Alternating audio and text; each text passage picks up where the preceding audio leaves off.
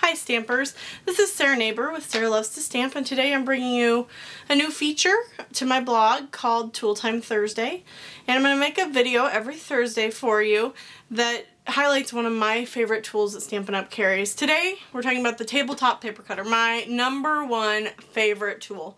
And if you know me at all, you probably already knew this.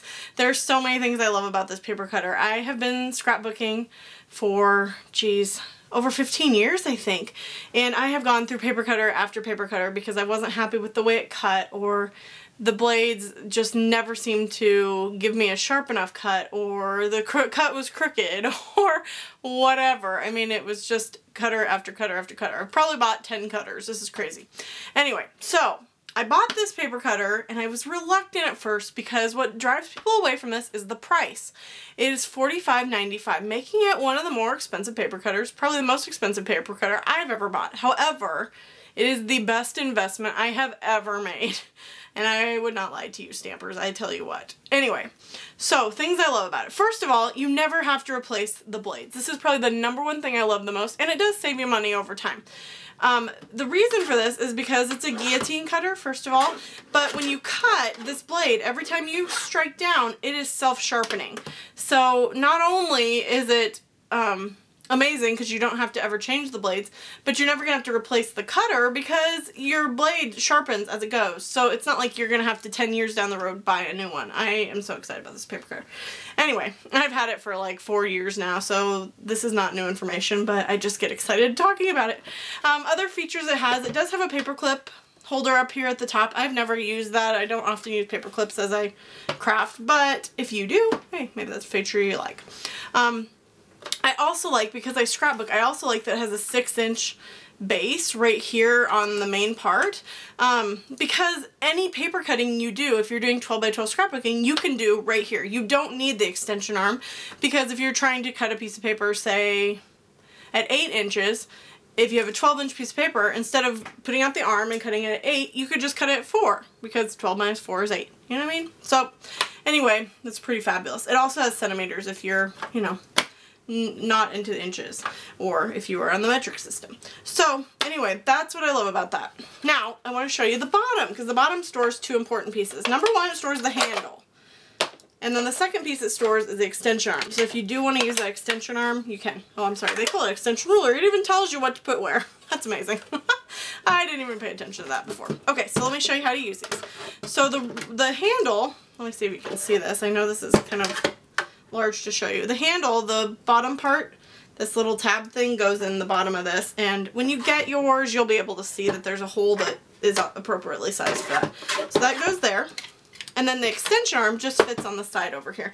And there's a little leg, so you'll want to pull that out, and then you just push those in and put it in there. Okay, so now it cuts all the way up to, well, it cuts up to 12.5 inches really, but probably I only need 12. Alright, so there's that, and that's what it looks like when you cut with it. I will tell you, most times I don't even need the extension ruler unless I'm trying to make some really small cuts, like 1-inch cuts, and it's easier to cut the opposite way than it is to cut at 1 inches, you know, just because it's close there. But anyway, I'll tell you that I don't use it that often. So let me show you how it works. You just put your piece of paper where you want it. Say I want to cut this one at 3.5. So I put it at 3.5, and I also really like these because they're at every 1/2 inch, so they're really easy to read.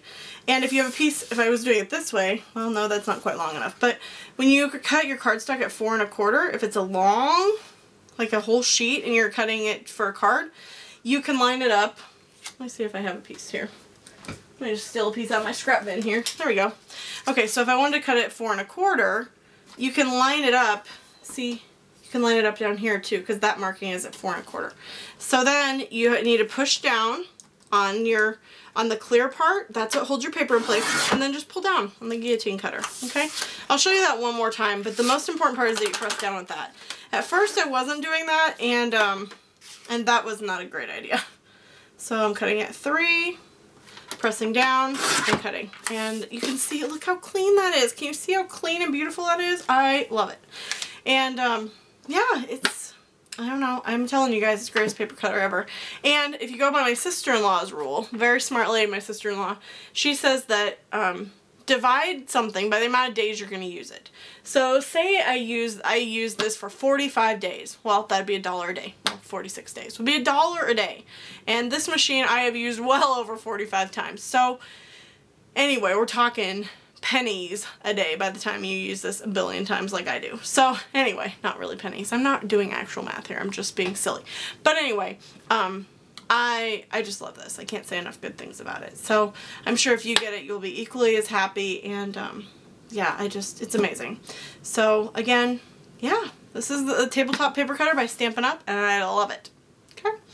Have a great day, and let me know if you have any questions about this or any other of our products. See you soon!